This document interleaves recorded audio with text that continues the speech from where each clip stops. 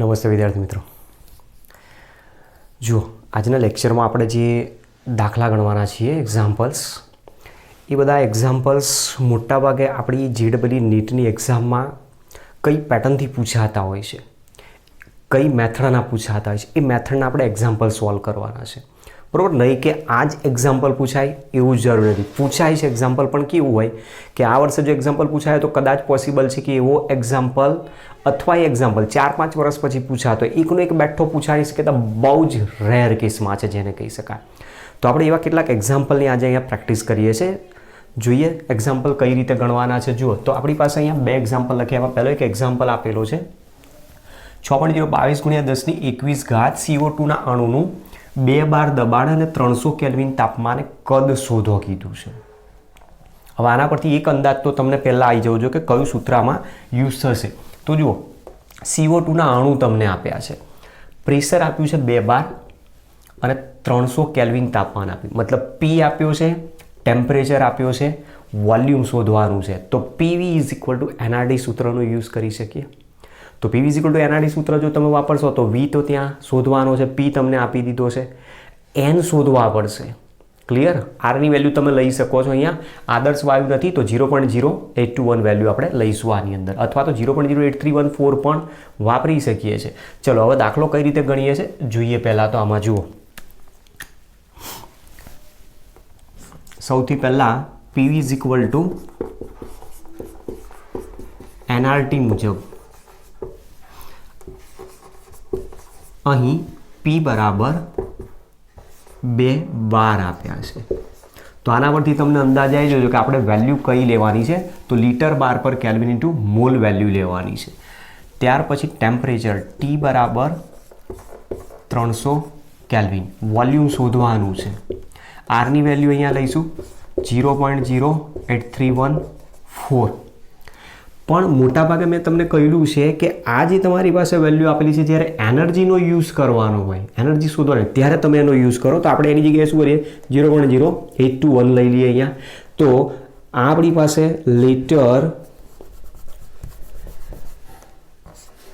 બાર પર kelvin into મોલમાં લઈ શકાય, કારણ આપણે કીધું હતું કે 1 એટમોસ્ફિયરિક પ્રેશર = એપ્રોક્સિમેટ 1 બાર પણ ગણી શકીએ છીએ। તો આપણે એના માટે યુઝ કરીને આમાંથી શોધીશું। ચલો હવે અહીંયા આપણે N નથી આપેલા, N શોધવા પડશે, મોલ શોધવા પડશે। તો આપણી પાસે મોલ કન્સેપ્ટનો ઉપયોગ કરો। 1 મોલ બરાબર CO2ના કેટલા અણુ હોવા જોઈએ? એવોગેડ્રો નંબર જેટલા, મતલબ એવોગેડ્રો નંબર જેટલા CO2ના અણુ બરાબર 1 મોલ જો હોય તો આટલા અણુ બરાબર કેટલા મોલ, એ મોલ શોધી નાખો, એની વેલ્યુ તમને મળી જશે। ચલો જોઈએ, અહીંયા 1 મોલ CO2 બરાબર 6.022 × 10⁻23 અણુઓ કહી શકીએ છીએ।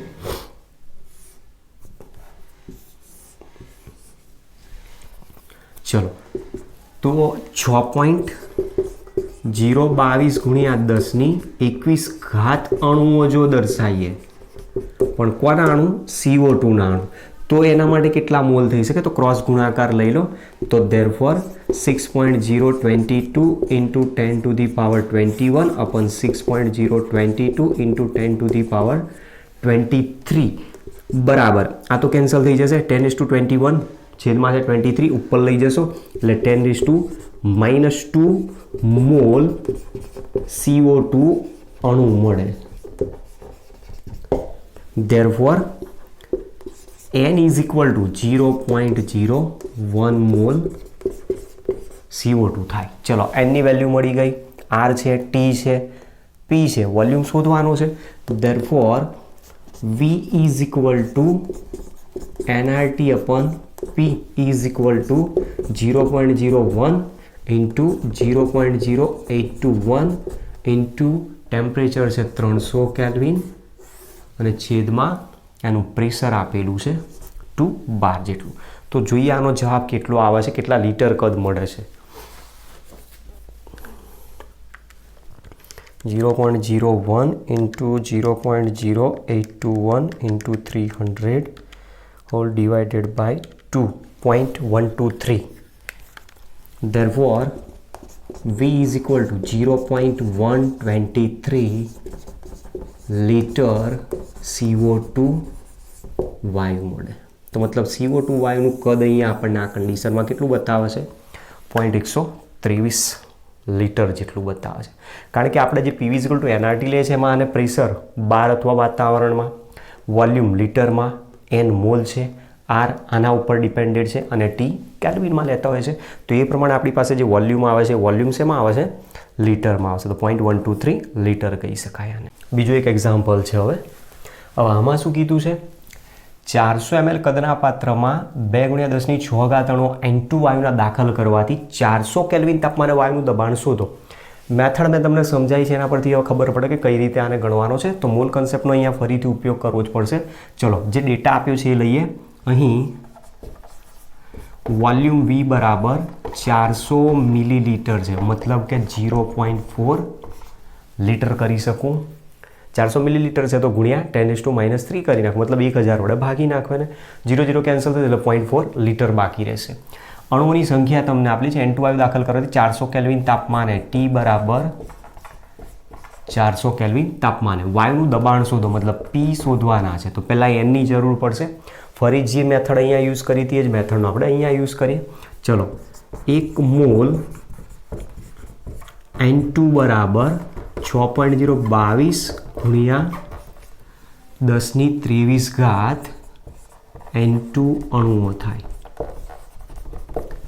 તો therefore 2 × 10⁶ N2 અણુઓ આપેલા હોય તો કેટલા મોલ N2 અણુ મળશે? તો ક્રોસ ગુણાકાર કરવો પડશે. therefore 2 × 10⁶ whole divided by 6.022 × 10⁻23 is equal to, આનો જવાબ આપણે શોધવાનો છે.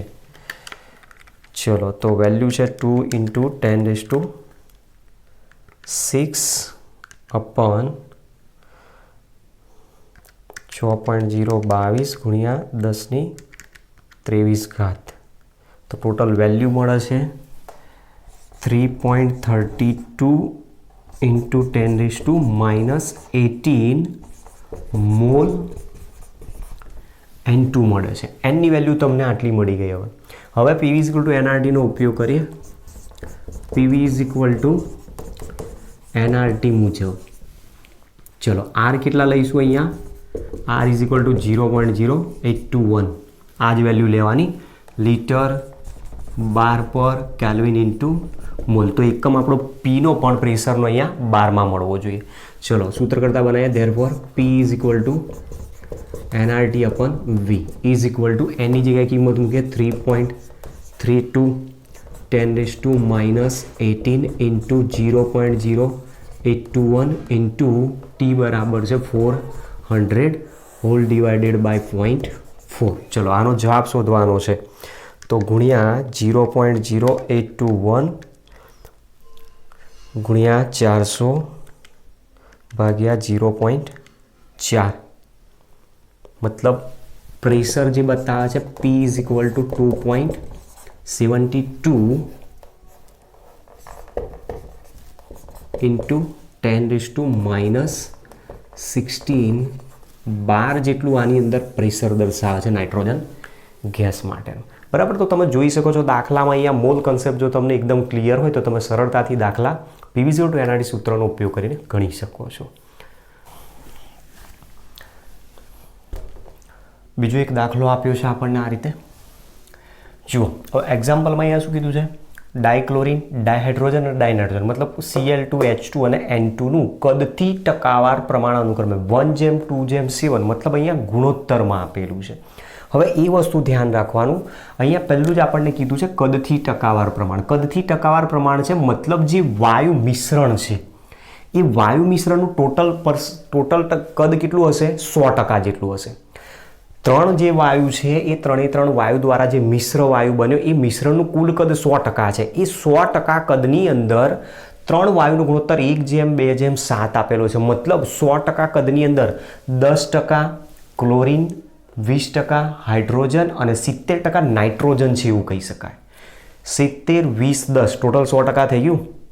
100% વાયુ મિશ્રણમાંથી 10% ક્લોરીન છે, 20% હાઇડ્રોજન છે અને 70% ડાયનાઇટ્રોજન વાયુ આપેલો છે અને એ મિશ્રણ પાત્રમાં ભરેલું છે ત્યારે પાત્રમાં વાયુનું કુલ દબાણ તમને આપ્યું છે પી ટોટલ 40 બાર જેટલું માલુમ પડે. તો દરેક વાયુના આંશિક દબાણ શોધો. તો આંશિક દબાણ શોધવા માટે આપણી પાસે સૂત્ર પણ છે એનું, કદથી ટકાવાર પ્રમાણ જ્યારે આપેલું હોય ત્યારે. તો જુઓ, વાયુનું આંશિક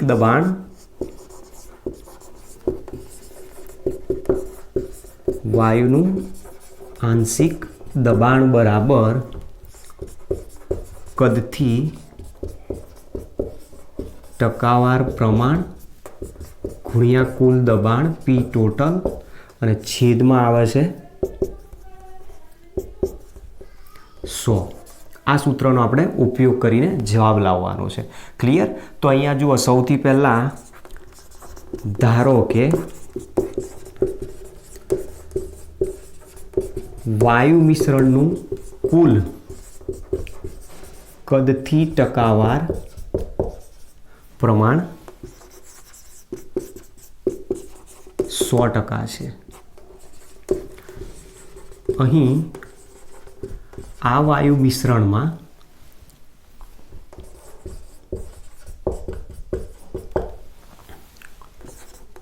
Cl2 જેમ H2 જેમ N2 બરાબર 1:2:7 છે. એટલે કે Cl2 H2 અને N2 નું કદથી ટકાવાર પ્રમાણ અનુક્રમે તમે અહીંયા દર્શાવી શકો છો 10%, 20% અને 70% જેટલું દર્શાવેલું છે. સાથે સાથે પી ટોટલ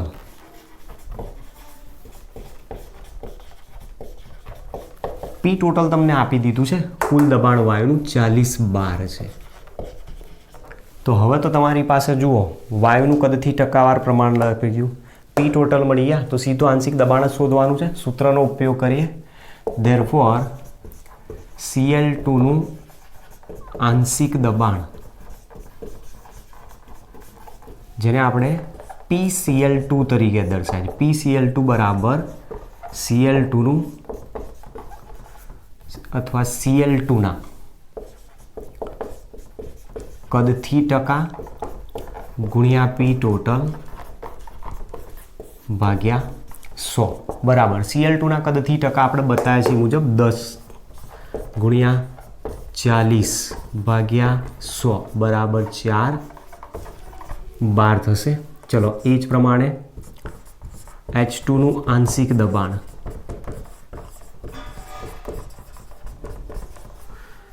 PH2 બરાબર H2 ના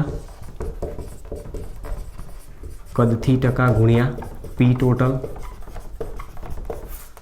ભાગ્યા 100 બરાબર 20 ગુણ્યા 40 ભાગ્યા 100 બરાબર 8/12 થશે.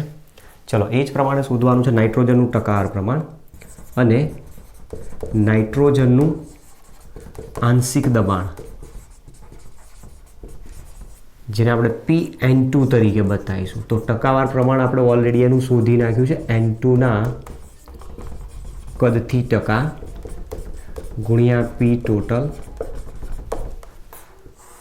ભાગ્યા 100 બરાબર નાઇટ્રોજન છે 70% છે, પી ટોટલ આપ્યું છે 40 ભાગ્યા 100 બરાબર 7 ચોક 28/12 થશે. તો તમે આની અંદર જોઈ શકો છો, જે વાયુ મિશ્રણ આપેલું છે, વાયુ મિશ્રણમાં ડાયક્લોરિનનું આંશિક દબાણ છે 4 બાર, ડાયહાઇડ્રોજનનું આંશિક દબાણ છે 8 બાર અને નાઇટ્રોજનનું છે 28 બાર જેટલું આપણને આંશિક દબાણ જોવા મળે છે. અને એ મિશ્રણ દ્વારા વાયુ પાત્રમાં જે ભરેલો છે એના ઉપર એક પ્રકારનું દબાણ ઉત્પન્ન થતું હોય, ત્યારે જે ટોટલ દબાણ ઉત્પન્ન થાય છે એ કેટલું છે 40 બાર જેટલું જોવા મળે છે. તો આ આપણી પાસે જવાબ આપ્યો છે, બરોબર, જેમાં તમે જોઈ શકો છો, જુઓ 28 ને 8 36, 36 ને 4 40 બાર, તો ટોટલ વોલ્યુમ થઈ જાય. ક્લિયર છે? તો આ રીતનું એક એક્ઝામ્પલ આપણને આપેલું છે.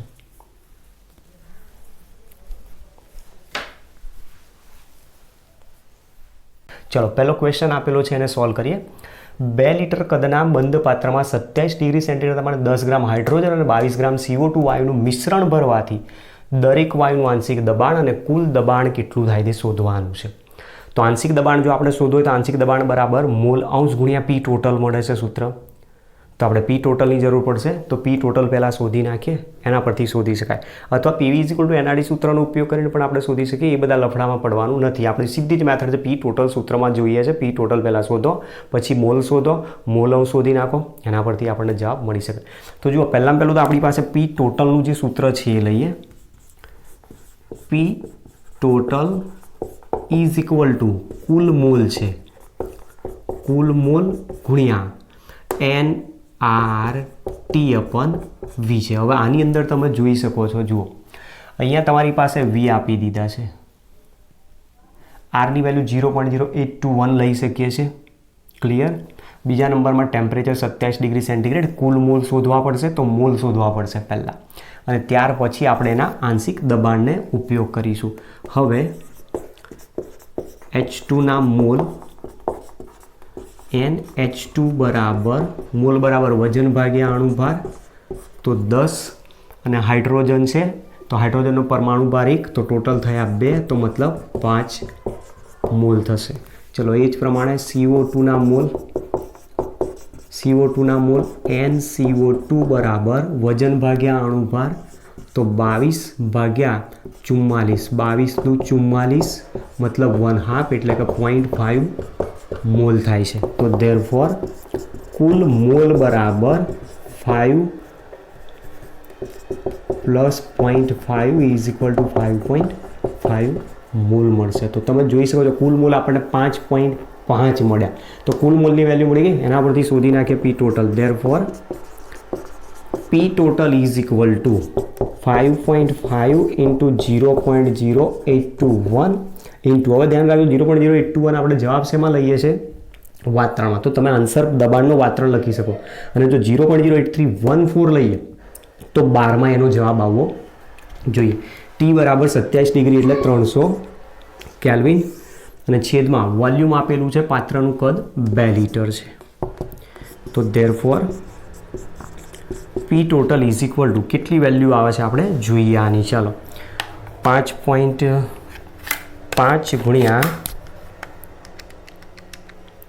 0.0821 ઇન્ટુ 300 ડિવાઇડેડ બાય 2, જેની વેલ્યુ છે 67.73.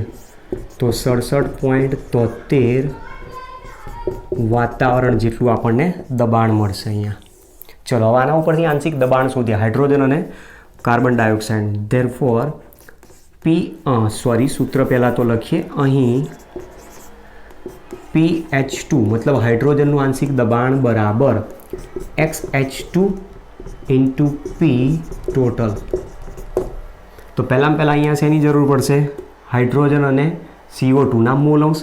XH2 બરાબર NH2 અપન NH2 plus NCO2. Mall અંશ બરાબર ઘટકના મોલ ભાગ્યા કુલ મોલ. તો ઘટકના મોલ છે અહીંયા 5 ભાગ્યા કુલ મોલ તરીકે લઈશું 5.5. 5 ભાગ્યા 5.5 બરાબર 0.909 મતલબ 0.91 જેટલી વેલ્યુ થાય છે. ધેરફોર CO2 માટે જો શોધો હોય તો XCO2 is equal two 1 minus XH2 કરી નાખો, તો ઇઝ ઇક્વલ ટુ 1 માઇનસ 0.91, જેની વેલ્યુ થશે 0.09. બરાબર, આ બંનેના મોલ અંશ મળી ગયા. ચાલો તો મોલ અંશનો અહીંયા ઉપયોગ કરીએ. તો therefore PH2 is equal to હાઇડ્રોજનના મોલ અંશ એટલે 0.91 ઇન્ટુ પી ટોટલ. પી ટોટલની વેલ્યુ આપણે અહીંયા શોધી છે 67.73. તો જવાબ શોધવો પડશે આવાનો 0.91 ઇન્ટુ 67.73 બરાબર 61.63 વાતાવરણ હાઇડ્રોજનનું આંશિક દબાણ જોવા મળશે. એ જ પ્રમાણે CO2નું આંશિક દબાણ.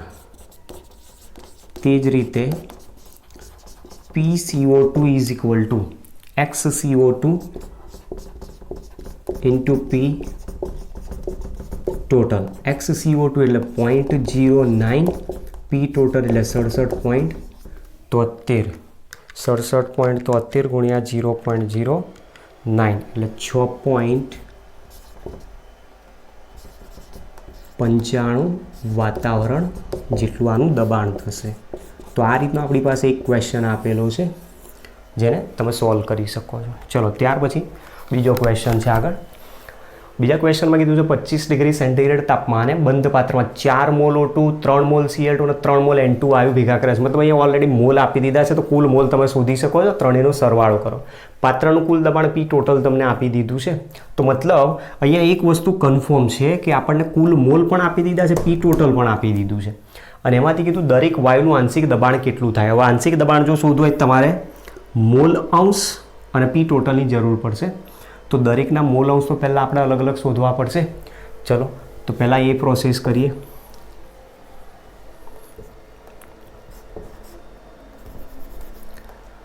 અહીં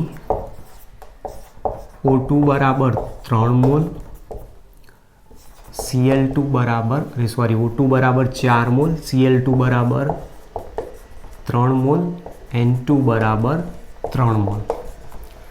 Therefore કુલ મોલ બરાબર 4 વત્તા 3 વત્તા 3 બરાબર 10 મોલ તમને વાયુ મિશ્રણનો ઘટક બતાવેલા છે.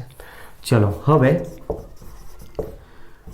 O2ના મોલ અંશ બરાબર ઘટકના મોલ મતલબ O2ના મોલ ભાગ્યા કુલ મોલ લઈ લો. તો O2ના મોલ છે 4 ભાગ્યા 10. તો 4 ભાગ્યા 10 એટલે વેલ્યુ આવશે 0.4. ત્યાર પછી Cl2ના મોલ અંશ બરાબર Cl2ના મોલ અંશ એટલે Cl2ના મોલ ભાગ્યા કુલ મોલ એટલે 0.3 થશે. પછી એ જ રીતે N2ના મોલ અંશ બરાબર 3/10 ઇઝ ઇક્વલ ટુ 0.3 થશે. તો આ ત્રણે ત્રણના આપણને મોલ અંશ મળી ગયા. હવે આના પરથી આંશિક દબાણ શોધીએ. Therefore PO2 is equal two XO2 into P total. તો અહીંયા આપણી પાસે XO2ની વેલ્યુ આપણે શોધી છે. XO2 બરાબર 0.4, P ટોટલની વેલ્યુ તમને આપેલી છે 50 બાર. ચલો તો આનો યુઝ કરીએ. Therefore PO2 is equal to 0.4 into 50 બરાબર 4 ભાગ્યા 10 ગુણ્યા 50. તો therefore PO2 બરાબર 5 ચોક 20 બાર દબાણ થશે. આ એક આન્સર મળ્યો. ચલો એ જ પ્રમાણે PCl2 બરાબર XCl2 into P ટોટલ, જ્યાં XCl2 બરાબર 0.3. તો therefore PCl2 is equal to 0.3 into 50. તો is equal to 3/10 into 50 એટલે 5 તરી 15. તો therefore PCl2 is equal to 15 બાર. તે જ રીતે PN2 બરાબર 15 બાર દબાણ થશે. તો દરેકે દરેક વાયુનું આંશિક દબાણ તમારે જ્યારે શોધવું હોય તો તમે આંશિક દબાણ માટે આ રીતે યુઝ કરી શકો છો. તો આપણી પાસે જે આ પોઈન્ટ છે આંશિક દબાણ શોધવાનો છે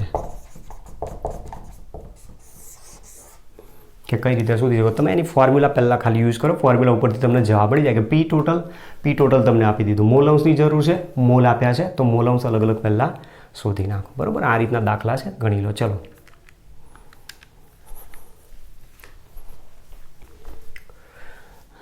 નેક્સ્ટ ક્વેશ્ચન આપેલો છે, જુઓ.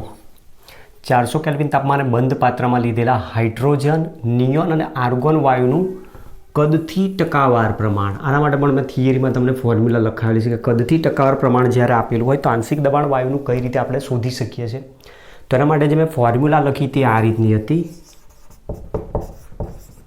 આંશિક દબાણ, સપોઝ માની લો કે એનું આંશિક દબાણ જોઈએ, એનું આંશિક દબાણ પી એ ઇઝ ઇક્વલ ટુ કદથી એના ટકા ગુણ્યા પી ટોટલ ભાગ્યા 100. આ ફોર્મ્યુલા મેં તમને લખાયેલી છે એમાં થિયરી બેઝમાં. તો એ ફોર્મ્યુલાનો આપણે યુઝ કરીને દરેક વાયુનું આંશિક દબાણ કેટલું હોય શોધવાનું છે. તો જુઓ, સૌથી પહેલાં તો તમારે અહીંયા પી ટોટલની જરૂર પડશે. ક્લિયર? તો પી ટોટલ અહીંયા તમને આપેલું છે 25 બાર. અહીં પી ટોટલ ઇઝ ઇક્વલ ટુ 25 બાર. બીજા નંબરમાં કઠ્ઠી ટકા તો બધાને આપી દીધા છે, તો આપણે સીધો હવે ફોર્મ્યુલાનો યુઝ કરીને જોઈએ. H2નું આંશિક દબાણ મતલબ H2 વાયુનું આંશિક દબાણ. તો જુઓ, H2 વાયુનું આંશિક દબાણ મારે શોધવું છે, તો PH2 ઇઝ ઇક્વલ ટુ કદથી H2નું ટકાવાર પ્રમાણ ગુણ્યા પી ટોટલ ભાગ્યા 100. ચલો આનો યુઝ કરીએ. તો કદથી ટકાવાર પ્રમાણ હાઇડ્રોજનનું ગણેલું છે 40%, કાઢી નાખો કારણ કે છેદમાં 100 લઈ લીધા છે. 40 ગુણ્યા પી ટોટલ 25 ભાગ્યા 100. મીંડું એક અહીંયાથી હટાવી દો. 25 ચોક 100, 100 ભાગ્યા 10 એટલે બાકી રહ્યા 10, 12 જેટલું આંશિક દબાણ હાઇડ્રોજનનું મળશે. ચલો એ જ પ્રમાણે બીજું પણ 40% છે, તો એના પણ 40 જ મળવાના છે. તો બીજા નંબરમાં છે નિયોનનું આંશિક દબાણ. નિયોનનું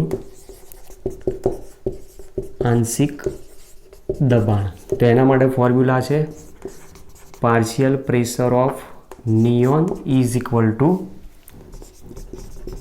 કદથી નિયોનનું ટકાવાર પ્રમાણ ગુણ્યા પી ટોટલ ભાગ્યા 100 ઇઝ ઇક્વલ ટુ કદથી ટકાવાર પ્રમાણ આનું પણ આપેલું છે 40 ગુણ્યા 25 ભાગ્યા 100, મતલબ આના પણ થશે 10 બાર. ચલો એ જ પ્રમાણે આર્ગોનનું આંશિક દબાણ. આર્ગોનનું આંશિક દબાણ શોધવું છે, તો P argon is equal to કદથી આર્ગોનનું ટકાવાર પ્રમાણ